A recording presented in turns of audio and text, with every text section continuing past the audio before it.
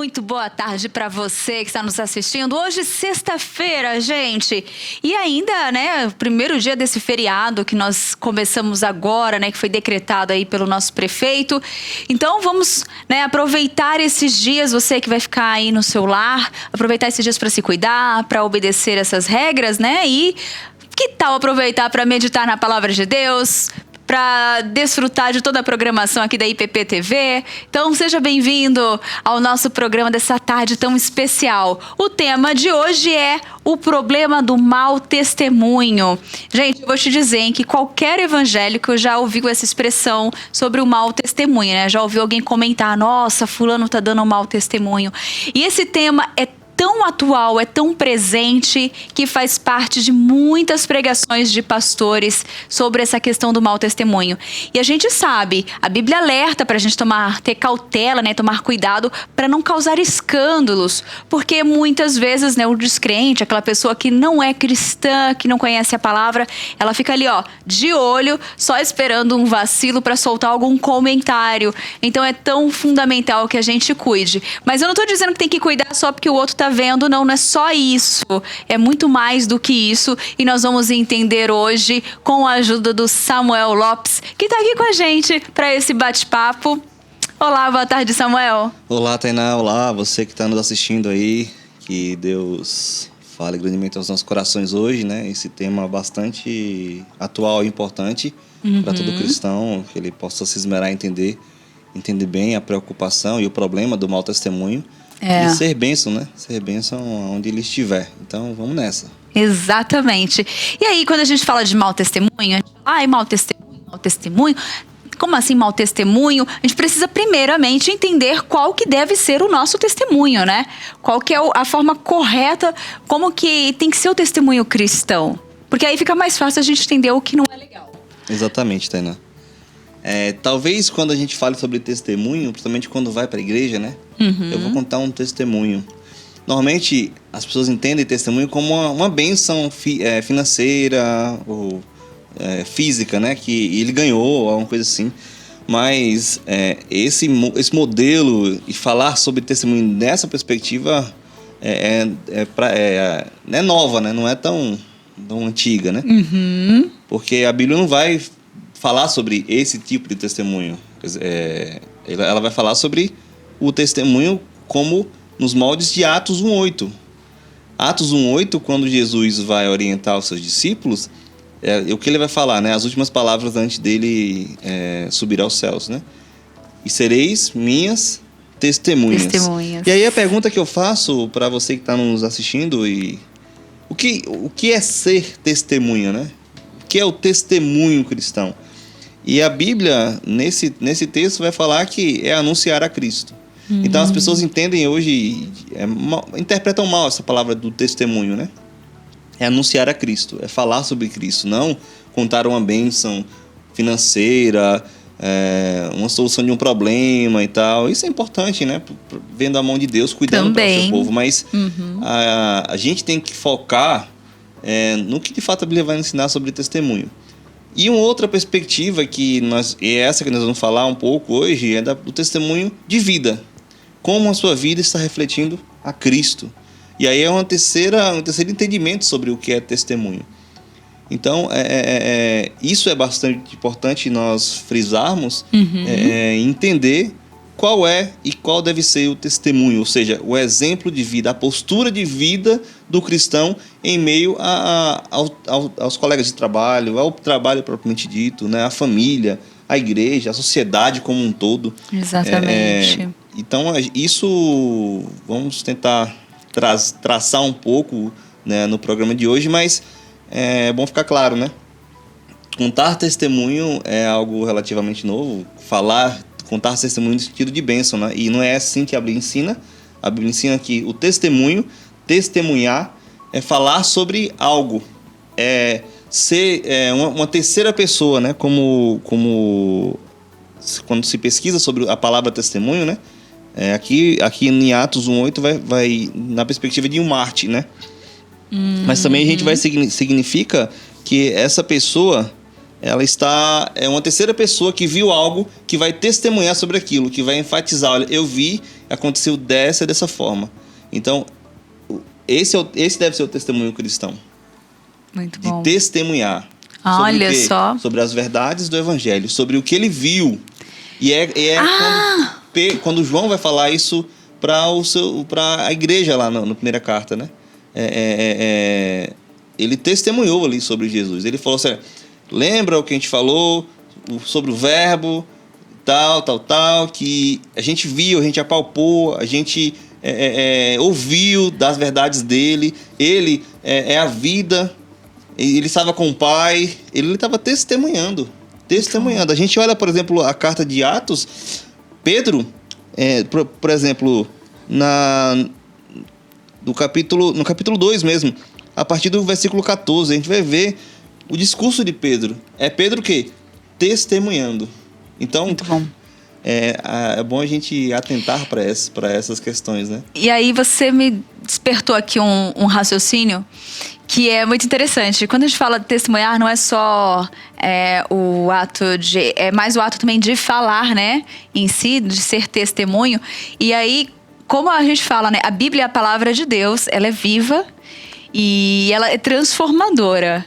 Então, se nós vivemos o verdadeiro evangelho, não é muito difícil testemunhar porque ela transforma, né? Então, Exatamente. a gente vive, além do querer falar, da gente ter o que falar, né?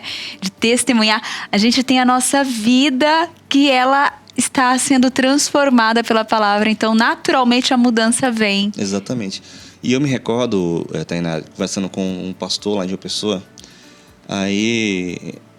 O pastor estimulou aos membros da igreja, né, num culto de domingo, para que eles viessem dar testemunho de alguma coisa. E aí, eu ganhei uma casa, eu ganhei aquilo, glória a Deus, né, aleluia e tal. E ele fala que foi uma irmãzinha na frente, fala assim, olha, eu falei do evangelho para uma pessoa essa semana e ele se converteu. Aí algumas pessoas, sim, e agora conta o testemunho. Gente, Entende meu Deus. que às vezes o cristão se foca tanto nas coisas desse mundo que esquecem das coisas de fato realmente importantes. E isso acontece, Tainá, não apenas na nossa fala, mas nas nossas atitudes. Como estamos reagindo às diversas situações que estamos na nossa vida. Será que estamos refletindo de fato o Evangelho de Cristo, o Evangelho transformador de Cristo? E isso a gente deve, de fato, levar em consideração. Muito. Porque, como eu digo sobre a evangelização, você está plantando verdades que já gerarão frutos eternos para a vida daquela pessoa. Ser testemunha de Cristo, testemunhar a Cristo, é entender que esse testemunho, essa verdade, gerou no seu coração uma repercussão eterna, que agora não vamos mais para o inferno, mas para o céu. E também entender que esse mesmo conteúdo, essa mesma evangelização também transformará a vida de outros. Frutos que gerarão frutos eternos. Isso é importante, é lindo no Evangelho. Porque as coisas materiais passam, se acaba, a traça come. É isso que Mateus, vai falar, né? No capítulo 6. A traça vai comer. Mas o nosso tesouro tem que estar no céu. O nosso coração tem que estar no céu. Não tem fim, é eterno, gente. Eterno. Olha, por mais que você viva o quê? Eu vou usar um exemplo de um programa anterior com o Paulo e ele me falou uma coisa muito interessante. E talvez você que acompanhou vai recordar, talvez você recorde, que ele fala muito essa questão por mais que você viva o quê? 100 anos? Né? Qual é a pessoa mais idosa que já viveu? Faça uma busca aí no Google Rapidex e depois você comente aqui no chat. Mas uma pessoa vive o quê? Os seus 110 anos, 109 anos. Viveu bastante, né? E você vê que ela vai estar com umas limitações ali nesses últimos, né? Nesse finalzinho. Mas a gente não está falando de 100 anos, gente. Nós estamos falando de uma vida inteira, da eternidade. E aí, por mais tentador que seja aquelas atitudes, aquelas questões, você se apegue à eternidade. Exatamente. É muito bom a gente ter essa visão, é muito importante a gente ter essa visão, a gente ter essa certeza, né? E a gente botar a nossa certeza no que é eterno, né? Exato. Sabe que, Tainá, você falando aí, todos os dias, de 6h30 às 7 da manhã, você que está nos assistindo aí e também gosta de orar, todo dia, de 6h30 da manhã às 7, nós temos oração aqui online. Então, você vai no site da igreja, ippinheiros.org.br, ou então você escreve Igreja Presbiteriana de Pinheiros no Google, vai aparecer o nosso site. E lá na tarjinha vai ter, só você clicar e todo horário, todo dia, 6h30, vai ter lá a reunião de oração da gente. Interessante, uma das irmãs, a irmã Cida, ela falou chorando que teve o privilégio e a oportunidade de falar do Evangelho para uma pessoa que bateu na casa dela de forma, por engano, para entregar uma correspondência. Só que não era lá, era em outra casa. Mas ela não perdeu a oportunidade de testemunhar sobre Cristo Jesus. Olha que rápida. Isso é lindo, isso é maravilhoso. É entender de fato a vida do reino. Se apegando a todas as oportunidades, né, que Deus está ali, para né? testemunhar. Isso é realmente testemunhar. Isso é testemunho. Ela Muito deu bom. o testemunho de quem? De Jesus Cristo. Muito bom. E aí eu vou para a segunda pergunta. Samuel, como é que você vê a relação entre um mau testemunho e a igreja local desse determinado cristão, sabe? Como que você vê essa relação? Partindo do pressuposto que testemunho no sentido que nós estamos falando é o testemunho de vida, né? Eu apontar a Cristo com as minhas atitudes, as minhas reações sobre determinadas situações, pensando nesse aspecto de dar testemunho, a gente vê, vários exemplos, várias questões vinculadas a isso, Tainá. Primeira questão é entender se aquela pessoa de fato tem um coração duro e não teve mudança de fato de caráter, né? O caráter cristão não foi mudado naquela pessoa. Tá. E é preocupante que eu olho, não vou dizer todas, nem muitas, mas várias igrejas se esquecem, Tainá, da importância do discipulado e do acompanhamento do novo membro, do novo cristão. A gente olha, por exemplo, casos de cantores que foram convertidos, entre aspas, mas continuam com a mesma vida. Dizem que são cantores, que eram cantores do mundo. Não, agora eu sou cristão. Várias personalidades que vivem sem dar frutos de arrependimento. Pessoas que são convencidas que são convertidas, mas de fato os frutos dela, as atitudes dela não demonstram tal mudança, tal transformação. E eu não estou querendo ser legalista com isso. A minha preocupação não é essa. Eu não estou apoiando, a pessoa santinha, então é a pessoa salva. Não, essa não é a questão. A questão é que várias igrejas estão deixando isso de lado. Discipulado, acompanhamento. E aí eu fico feliz com a IPP, com relação aos pequenos grupos. Sabia que quem me segurou na igreja foi o pequeno grupo? Olha só, que bênção. Foi o seu Irineu. Ele é uma graça. Acho que a segunda semana que a gente veio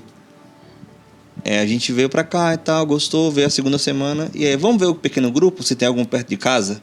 Aí eu e Larissa, né, vimos e tal.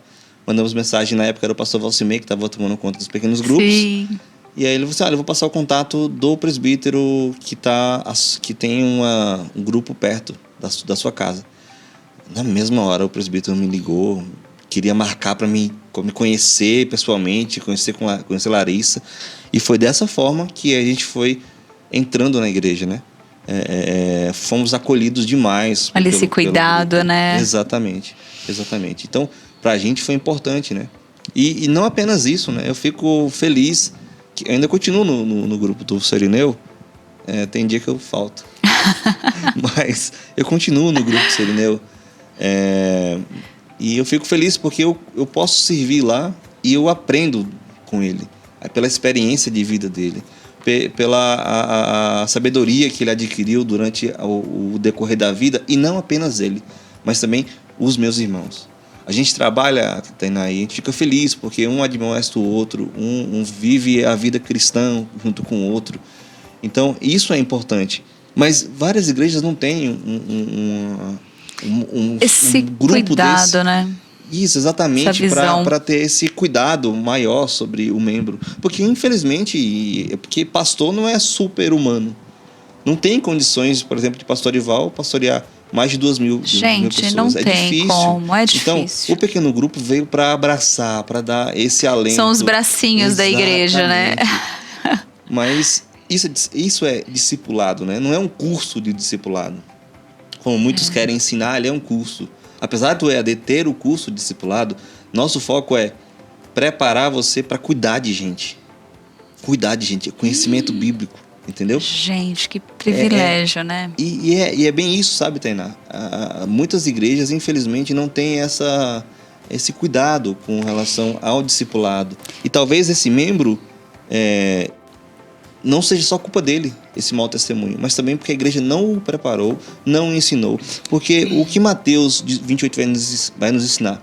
Jesus orientando os discípulos. Fazei discípulos. E aí, talvez essas igrejas tenham um coração na obra, na pregação do evangelho, mas esquecem também do discipulado, do estar junto, do estar próximo. E eu sei, Tainá, que várias dessas igrejas têm trauma do G12. Porque trabalham em células, né? O G12 realmente foi destrutivo. Eu já ouvi, eu já participei do G12. Foi destrutivo para a igreja, deu muito trabalho para a igreja. As doutrinas que eles ensinavam realmente eram heréticas e antibíblicas. Mas a essência do pequeno grupo, ela é importante. Trabalhar o pequeno grupo faz com que a gente gere esse vínculo, esse discipulado mútuo. Então, eu vejo... Se no caso dessa pessoa específica, hipotética que a gente está criando aqui, sim. Talvez possa ser isso. Mas também a gente vê que existem realmente pessoas duras de coração.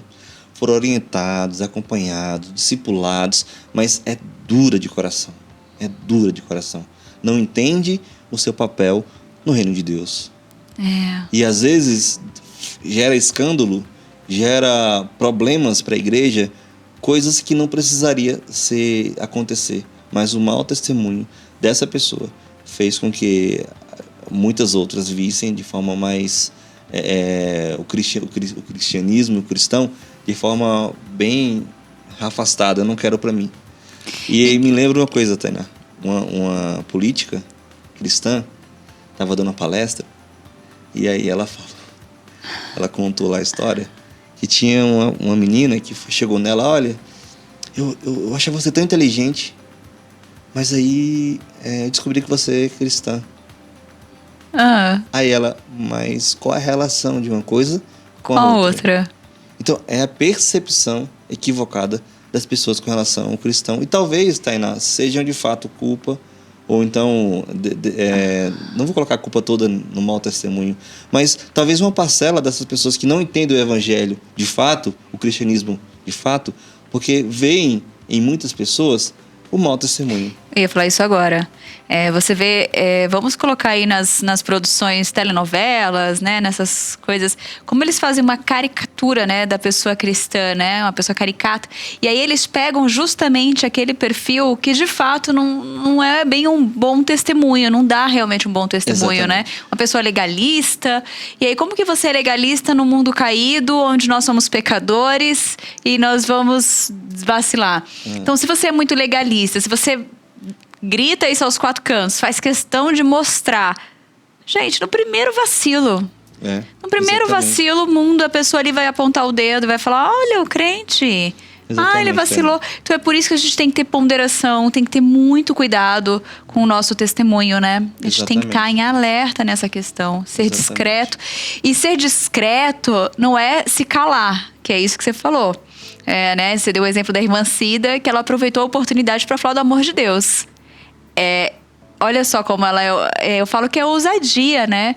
Coragem ali de poder falar do que conhece do evangelho. A Bíblia vai ensinar, Tainá, que o temor do Senhor é o princípio da sabedoria. Pessoas que agem com mau testemunho, consequentemente, agem com falta de sabedoria. e, consequentemente, o seu temor ao Senhor está precisando ser reajustado, tá afetado. E outra coisa que eu vejo também, Tainá, sobre o mau testemunho, é que, às vezes, nós colocamos a responsabilidade do discipulado para a igreja. E não assumimos a nossa responsabilidade em também auxiliar, orientar essas pessoas. Chegar junto, falar o que está acontecendo, qual é a sua dificuldade, qual é o seu problema. Porque quando Jesus orienta os discípulos a fazerem testemunhas, para fazerem discípulos, eles eram discípulos. E todo cristão é convocado a ser discípulo. São discípulos fazendo discípulos. E quem é o Senhor? O próprio Cristo. Então, às vezes, muitas das vezes, nós queremos deixar a responsabilidade do discipulado para o pastor, para o obreiro, para o professor de escola bíblica. Não, eu não vou discipular meu filho. Eu vou deixar para a professora que tem experiência, que sabe da Bíblia. Mas calma aí, você também foi chamado para fazer discípulos. Então, esse é o nosso papel. E aí, a gente tem que se conscientizar mais sobre isso. Aí você me dá a deixa para a próxima pergunta, né? Se todos nós somos chamados para sermos discípulos, né? É importante a gente entender a característica desse discípulo. Exatamente. Não é ser de boca, né? Não é ser de boca apenas. De fato, qual é as características? Existem várias, Tainá. Mas eu elenquei só algumas aqui para a gente ter uma noção de quem é de fato um discípulo de Cristo. E um discípulo que entende que deve fazer discípulo. Primeira característica do discípulo é ser salvo por Cristo, não pelas suas próprias forças. Romanos 10:9 vai falar o seguinte: creia no Senhor Jesus e será salvo. O verdadeiro discípulo de Cristo é aquele que entende que Ele é seu único Senhor e Salvador. Essa é a primeira característica do verdadeiro discípulo. Salvo em Cristo Jesus.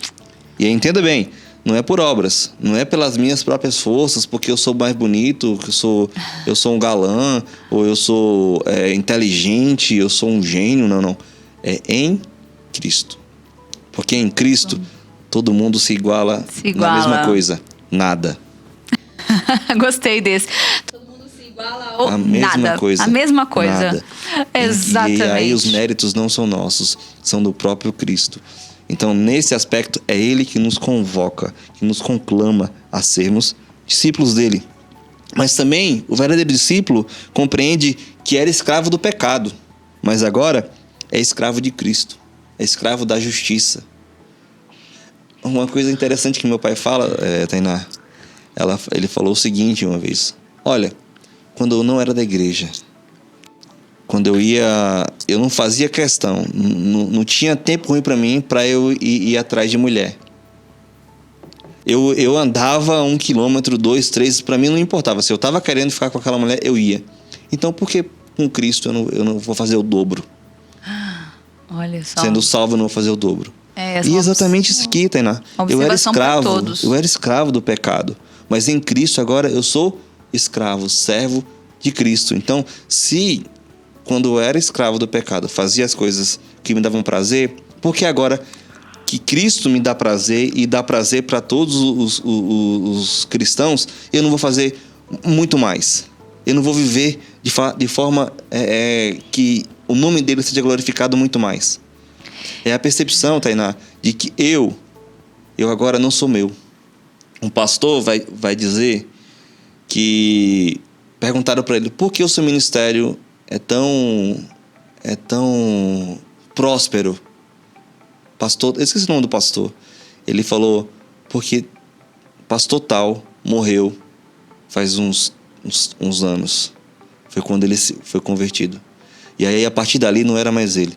Era o entendimento que era Cristo. Era Deus que dava o poder, que dava o direcionamento, que dava a coragem para que o ministério fosse avante. Não era ele, não eram as forças dele, mas eram as forças e os méritos do próprio Deus agindo na vida dele. Amém. Esse é o cristão, esse é o verdadeiro discípulo, que entende que agora não sou eu mais Samuel, é agora Cristo que vive em mim. E opera. Muito bom. Muito bom. Terceira. Vamos... não acabou não, gente. Que agora é um discípulo de Cristo. Agora ele é consciente. Olha, eu fui salvo, estou liberto do pecado, mas agora eu sou um discípulo. Vou fazer discípulos. Mas também entende que ele foi chamado para ser sal e ser luz. Ser sal é dar sabor. Ser luz é alumiar com a luz de Cristo o seu redor. As pessoas que estão ao seu redor. É influenciar o mundo biblicamente. Mas também esse discípulo, ele produz frutos de arrependimento. É o caso de Pedro. Como era Pedro e como agora é Pedro. Como era Pedro nos evangelhos e como é Pedro agora em Atos, no livro de Atos. Como era Paulo até o capítulo 8 e como é Paulo a partir do capítulo 9. Mudança de vida. Mudança transformação total. de vida. As pessoas que falam que são cristãs, e aí eu não posso dizer, por exemplo, quem é e quem não é salvo. Isso não me compete. Eu não tenho poder para isso. Mas o verdadeiro discípulo, ele mostra frutos de arrependimento. Então, se pecou, Deus me perdoe. Se humilhar mesmo. Entender que é só a partir do próprio Deus que age na nossa vida que nós teremos esse conhecimento e esse perdão, na verdade. E o cristão, o verdadeiro discípulo, não vive apenas de palavra, mas coloca a sua fé em prática. E também, por último, ele prega o Evangelho de Cristo. Essas são algumas das características de um verdadeiro discípulo. Amém. Que bonito, né? E que especial. E aí a pessoa que faz isso, o verdadeiro cristão, não tem como ser aquela pessoa fingida, né? Porque se ele for fingido, ele não vai se dedicar, ele não vai conseguir cumprir essas características. E aí, né, a gente já fica ali, né? Vamos orar por essa pessoa. Não vamos julgar, mas vamos orar também para que haja uma mudança, né? E que seja feita ali a vontade de Deus. Exatamente. E aí, nós viemos para a próxima pergunta, que é o que dizer na modernidade, né? O que dizer, né, disso? Na modernidade, o homem procurava a explicação e a razoabilidade da fé. Na pós-modernidade, o homem quer saber quer saber se somos coerentes com o que cremos. É isso. O indivíduo não se preocupa tanto com a lógica das coisas, mas se nós vivemos o que cremos e morremos por ela, né? A preocupação passa a ser isso. Eu acho que cada vez mais as pessoas falam assim, tá, tudo bem, né? Tá ali, mas você realmente vive o que você crê? Você é capaz de morrer por esse Deus que você diz que crer? As pessoas, acho que já ficam... É isso que toca, que chama a atenção, né? E que tem feito a diferença na vida das pessoas, né? Quando ela vê essa atitude, é isso?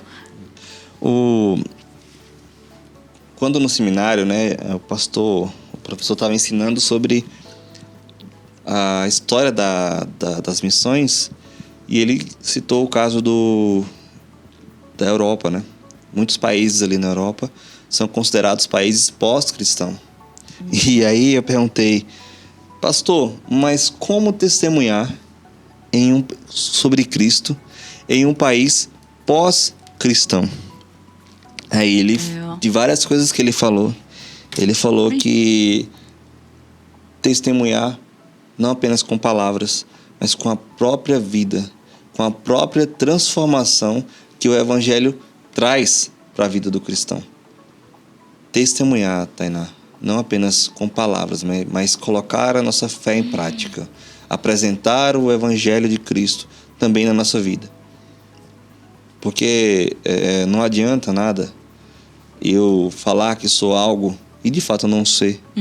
Eu só vou viver na ilusão. E a própria pessoa também vai entender, vai compreender que ali realmente é uma farsa. Não dá certo. Ele falou, tá falando, mas só da boca para fora. Mas colocar em prática o seu conhecimento bíblico. Viver de fato para testemunhar a fé em Cristo. Apresentar Cristo em todas as nossas atitudes. É se esmerar tanto, Tainá, em conhecer a Bíblia, que se, em exemplo, né, aqui é uma metáfora, né, se cortar a nossa veia, se a gente cortar e sair sangue da gente, não sai sangue, sai palavras, Ai, versículos que lindo. bíblicos. De tanto que nós temos nos esmerado em conhecer a Deus, em conhecer as suas verdades. Então, eu creio que nesse mundo que agora está mudando para o pós-modernismo, né, o pós-moderno, a mentalidade de fato está sendo essa, várias verdades. Você, de fato, viver a sua verdade. Viver a verdade, a sua não, né? Viver a verdade do Evangelho, colocando-a em prática nas reações. Às vezes, Tainá, nosso maior pecado não é na ação, mas na reação. Como lidamos com as coisas que acontecem na nossa vida. Às vezes, isso marca mais do que eu vou agir assim, eu vou fazer assim. Na ação, eu me programo o que eu vou fazer. Mas na reação, às vezes não. Às vezes, a emoção fala muito mais alto do que se fosse na ação exatamente dita. Você sabe que eu vou compartilhar rapidex um testemunho assim, meu. Essa semana está sendo uma semana mais agitada, mais corrida, que normalmente é por conta desse feriado que está entrando, a produção aumenta, né? A gente tem que desenvolver mais, até pelo tempo. E aí eu me vi um pouco agitada. E eu me vi em um determinado momento levemente estressada, né? Uma palavra que as pessoas usam bastante, né? Você é uma pessoa estressada, né? Eu me vi estressada. E nos momentos de maior extremo, eu via tendo algumas falas, assim, um pouco ásperas, isso dentro de casa. E aí o meu marido... Ai, como Deus é perfeito, né? E aí meu marido paciente, aí ele falou, ei, olha como você tá falando comigo. E aí eu até quero levantar um outro ponto antes da gente ir para a próxima questão, que aí eu parei para pensar, falei, não, mas eu tô agitada, eu tô com isso. Ele falou, não, tudo bem, por isso que eu parei de falar, né? Não. Aí Agiu com sabedoria, né? Agiu com sabedoria. E aí ele pegou e começou a brincar. Eu falei, ai, amor, mas então não brinca agora, que eu tô um pouco agitada, tô correndo aqui pra TV e tudo. Me desculpe. Ele, não, tudo bem. E aí ele foi.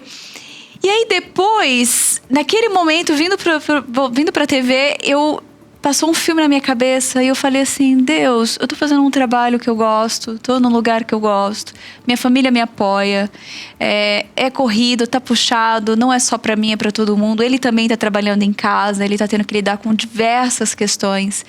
E como assim eu tenho aquele tipo de reação tão rude, tão... tudo bem, ele me compreendeu, mas essa não é a reação correta, não é a reação que deve ser contínua ali. Só que eu falo, o lindo de tudo isso é que o Espírito Santo incomoda. E naquele mesmo momento eu já vim para o trabalho meditando, apresentamos o programa e aquilo ainda continuou trabalhando em mim, a palavra continuava trabalhando até chegar em casa, pedir perdão para ele e ele entendeu.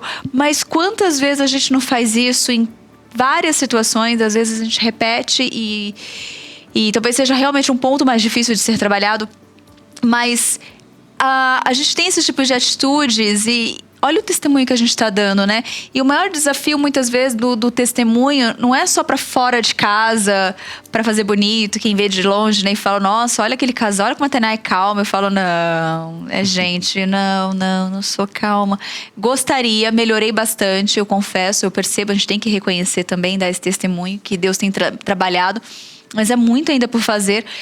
Mas a gente tem que ter esse cuidado também, principalmente com o testemunho no lar, né? Como que a gente tem testemunhado? Eu tô aqui trabalhando, tô sempre estudando, a gente quando tem oportunidade de estudar o tema e trocar, eu estudo o conteúdo. E aí, como que eu tenho dado testemunho pro meu marido, né? Tainá fala de Deus, tá lá trabalhando, apresentando, mas como tem sido o meu testemunho dentro de casa, com a família? Exatamente. Eu fico pensando nessa perspectiva no pastor também, né? O pastor que todo dia, todo domingo tá ali pregando. Quando não é domingo, é na terça, na quinta, na sexta, que seja, no sábado, pregando, trazendo mensagens bíblicas. Mas é desafiador para um pastor também ensinar sobre algumas verdades e falar assim, eu reconheço que eu preciso também ser moldado pelo Espírito nessa área, nessa questão. É verdade. Então é desafiador. E imagina o testemunho dele com a família.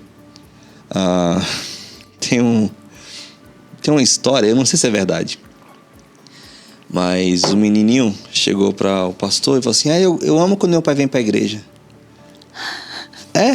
Nossa, que legal, a gente também gosta que ele tá aqui, ele é uma bênção aqui, tal. Eu gosto por isso também, mas eu gosto porque aqui ele parece um anjo, que lá em casa ele é um capeta.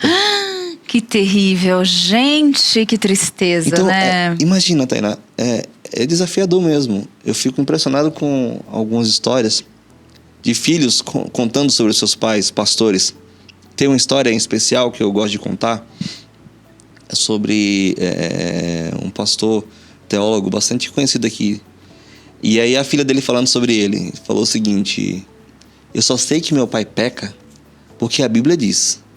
Porque as atitudes dele não demonstram isso. Eu disse, nossa, gente, que lindo, né? Eu sei que o mérito não é dele. É o próprio Deus que age poderosamente na vida dele. Mas eu falo assim, como é bom ver pessoas que de fato vivam o evangelho genuíno, que demonstrem em suas atitudes, ações e reações o exalar de Cristo. é muito O bonito. exalar de Cristo. E faz toda a diferença, Tainá. Tainá, um sorriso faz toda a diferença. É verdade. E aí vem uma outra pergunta, que agora pegando a deixa, né? Essa questão do mau testemunho ou não.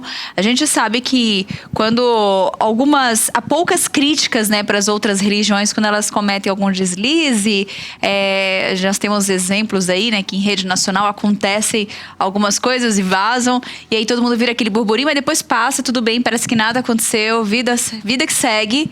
Mas nós sabemos como o cristianismo, né, como nós somos criticados, ficamos na mira mesmo, que um deslizezinho pode pôr tudo em questão, né? É questionado todo o resto. Um erro de uma pessoa cristã, quando também exposta, como dar um mau testemunho. Por isso o cristianismo tem que ter... Nós, cristãos, que conhecemos a palavra de Deus, que vivemos segundo as Escrituras, precisamos estar tão centrados, porque uma pequena ou média falha, não importa, uma falha, ela repercute muito, né? Mais do que em outras denominações, né? Outras religiões, né? Isso de certa forma, Tainá, é uma perseguição, né? Não é uma perseguição física, não é uma perseguição de colocar, por exemplo, países comunistas, ditatoriais, pessoas em campo de concentração, como a gente já vê atualmente, né? A gente vê muito isso. Muitos países que perseguem cristãos mesmo, matam até. Familiares, entregando familiares, falando que são cristãos, matam. E, de fato, a gente vê que isso é um tipo de perseguição, uma forma de perseguição. E, muitas das vezes, por falta de conhecimento, de fato, do evangelho, do que é o cristianismo, do que é ser cristão. Então, isso, de fato, é um tipo de perseguição por mal interpretação, por falta de querer realmente entender o outro. E, então, é complicado, é triste de ver. É triste de ver, mas a gente é algo esperado, né? É algo esperado. É algo esperado. O próprio Cristo vai nos apontar isso, né? Que no mundo nós teremos aflições. Nós seremos perseguidos por amor de Cristo. Não é isso que a oitava... que uma das bem-aventuranças fala, né? Acho que é a última que vai falar sobre isso. Que bem-aventurados que são perseguidos pelo meu nome. Jesus ensinando sobre isso. Então, vida que segue. Como você disse aí, vamos que vamos. É o evangelho. É a vida no reino, vai existir essas questões, mas de fato ela é muito mal interpretada. O cristianismo é muito mal interpretado por muitas pessoas. Exatamente. Na vida que segue, eu só vou dar uma observação que é o nosso reverendo Arival, né? Vida que segue. E aí, vida que segue, vamos caminhando aqui para o final.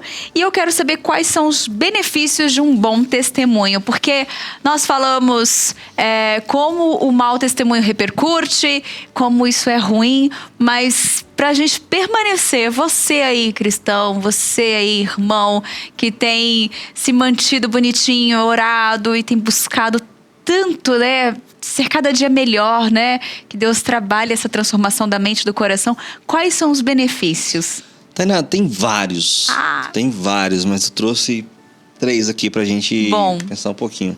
O primeiro benefício é que a pessoa que dá um bom testemunho, ela tem acesso às mais diversas pessoas. A gente olha o exemplo da igreja primitiva, em Atos 2:47, vai dizer o seguinte, olha: louvando a Deus e contando com a simpatia de todo o povo. Enquanto isso, acrescentava-lhes o Senhor dia a dia os que iam sendo salvos. Ter a simpatia do povo é uma coisa boa, né? Ter acesso às pessoas, ir às pessoas, né?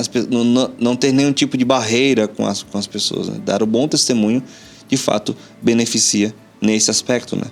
Eu ter acesso a essas pessoas, eu poder, por exemplo, conversar com qualquer um tipo de pessoa, das mais ideológicas possíveis, e saber falar, conversar e ter acesso a elas e explicar o evangelho, ensinar o evangelho. Esse é um benefício de um bom testemunho. Porque a pessoa que for até você vai falar o seguinte: eu vou lá, porque Samuel com certeza vai ter uma palavra. Tainá, com certeza vai ter uma palavra. Você que está nos ouvindo, com certeza vai ter uma palavra, então eu vou nele. Porque ele vai me ensinar para alguma coisa, ele vai me orientar em alguma coisa. E olha que interessante, mesmo você no trabalho, às vezes, você tá lá no seu trabalho e você tem um bom testemunho no seu trabalho, e eu não tô falando que você fica falando de Deus o tempo todo, não. Você tem um bom testemunho, você já faz a diferença, as pessoas já ficam de olho. E aí, muitas vezes, em qualquer discussão, qualquer questão interna, muitos ali, pode ter certeza, vão estar sempre esperando a sua opinião acerca daquela questão, daquele problema. Eles querem ver como você vai reagir, como você vai lidar com aquele problema. E aí, às vezes, ainda vai chegar um determinado momento que aquela pessoa, numa situação muito difícil, vai lembrar de você e falar: fulano, você pode me ajudar com uma questão? Você pode orar por mim? Porque é atrativo, gente. Atrai e passa uma segurança. É tão agradável, né? Quando a gente consegue... Eu falo porque eu gosto, tem tantas pessoas que eu gosto tanto de estar perto, de poder ouvir. Numa situação, eu já corro lá para pedir um help. Exatamente. Porque a pessoa tem esse bom testemunho, né? Ela é uma pessoa que vive o evangelho. E a gente quer estar perto, a gente é atraído. É verdade.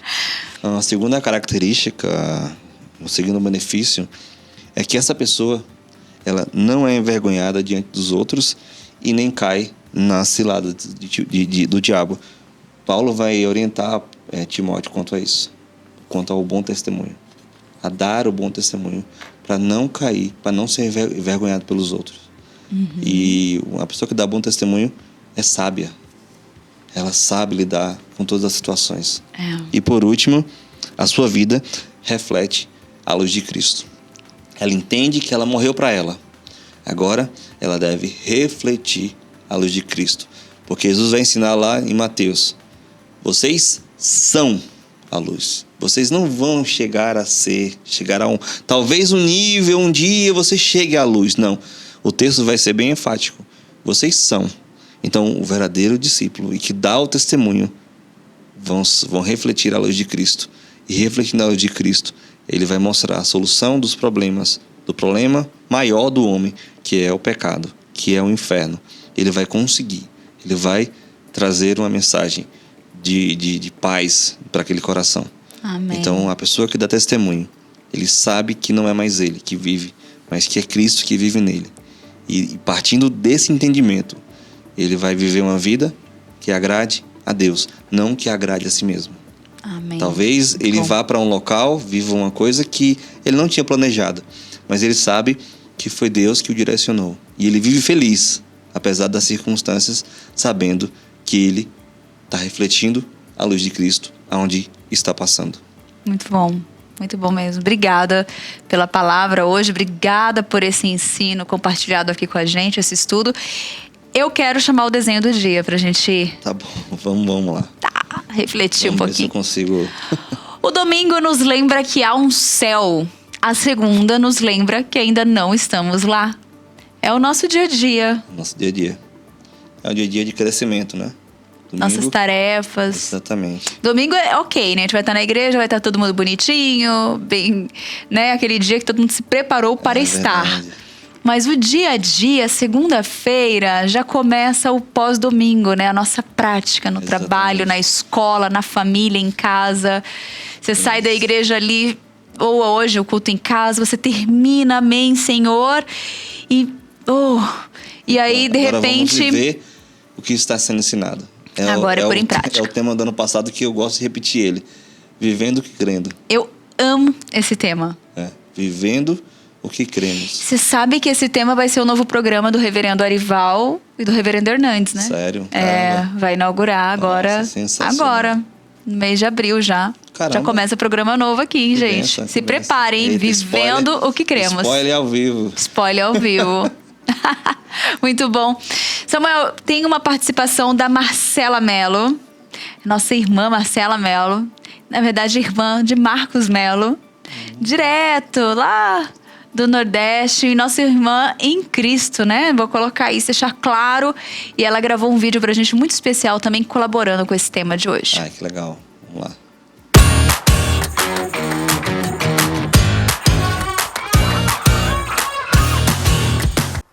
Oi, Tainá! Oi, pessoal! É muito bom estar aqui no Sempre Juntos.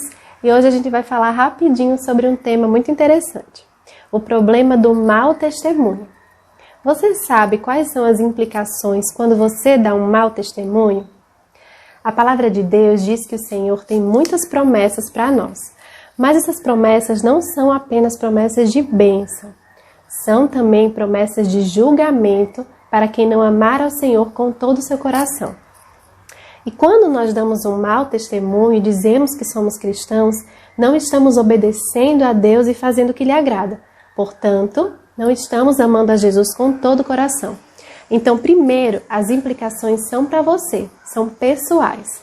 E em segundo lugar, você não está exercendo a sua função principal, que é sendo sal e luz aqui na terra e amando ao próximo como a si mesmo.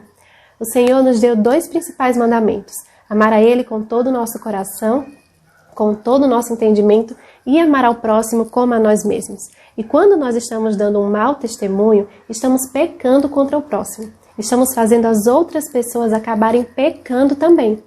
O apóstolo Paulo, quando escreve aos Coríntios, lá na primeira carta, capítulo 8, versículo 13, ele diz: portanto, se aquilo que eu como leva o meu irmão a pecar, nunca mais comerei carne, para não fazer o meu irmão tropeçar. Você está disposto a deixar de fazer o que não agrada a Deus por amor ao seu irmão? É isso que nós precisamos fazer, mudar a nossa conduta pecaminosa e parar de dar um mau testemunho. Que Deus te abençoe e que Ele mesmo te ajude a mudar o seu coração. A todos nós, na verdade. Tchau, até a próxima. Até a próxima, Mar. Obrigada pela participação. É isso mesmo, entendeu bem a mensagem? Eu espero que quem esteja em casa também compartilhe aí, deixa um comentário aí no nosso chat. Manda uma mensagem pra gente. Verdade. Obrigada, mais uma vez.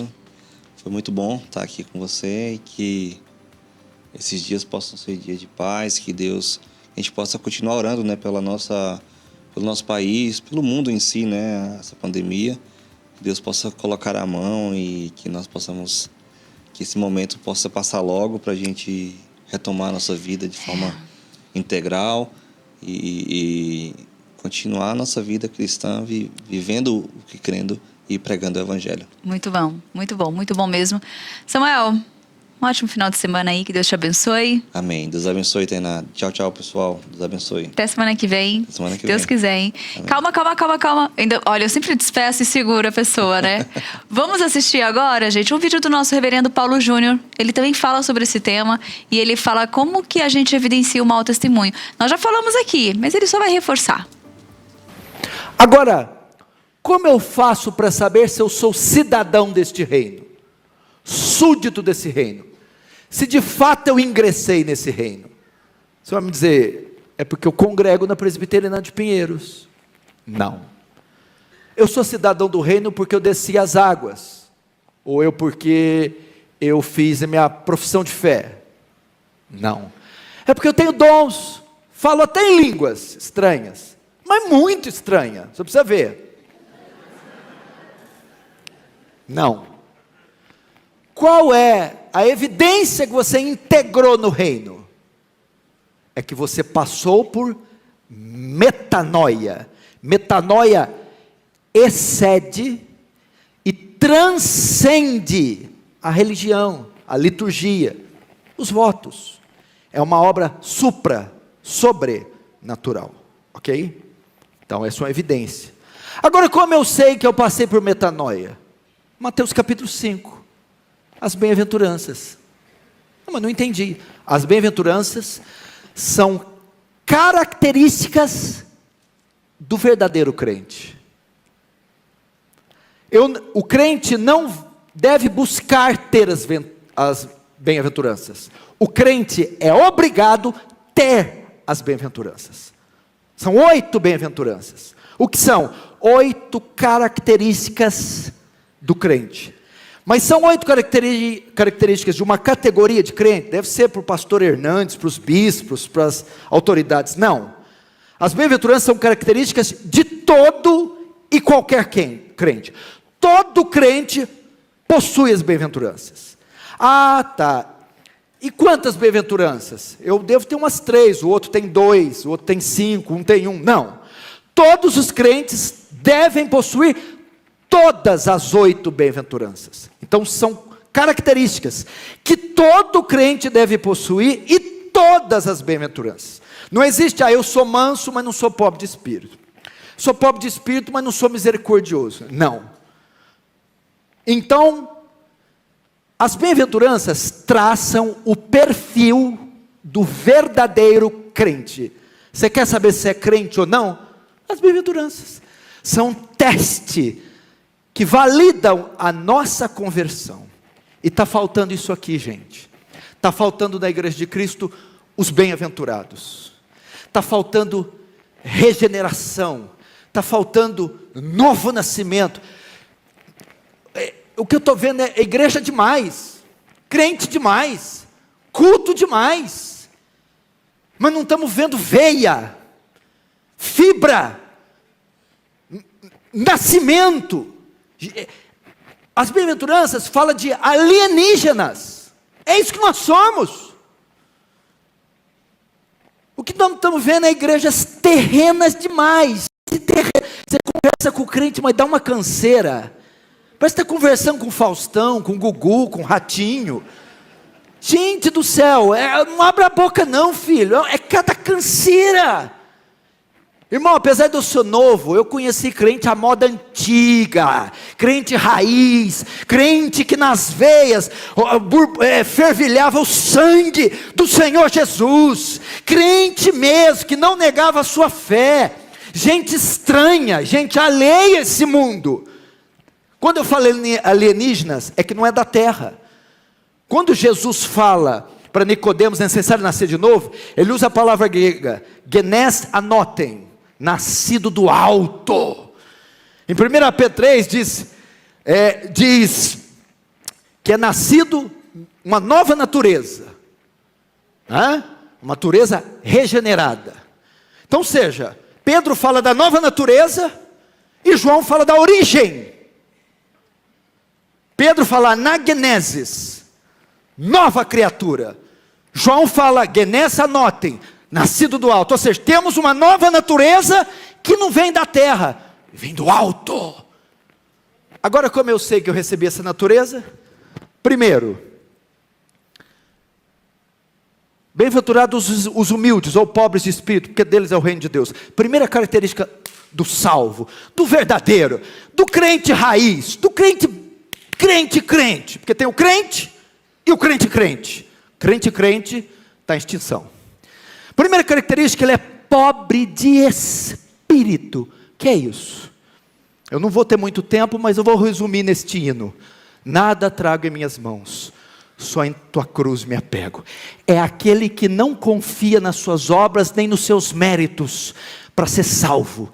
É aquele, a palavra pobre no grego aqui, é miserável, é pobre, é aquele que não tem nada, porque existe o pobre, não tem luxo, não tem conforto, mas vive, e tem aquele que é o mendigo. A palavra grega aqui é o desesperadamente pobre, é aquele que reconhece a sua falência espiritual, é aquele que conhece a sua indignidade. A ideia é assim, você perguntar para um muçulmano, por que você é salvo?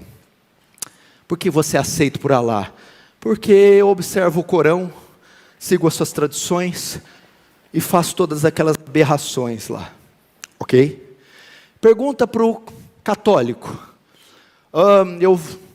por que eu faço as procissões, vou às missas e faço os ritos?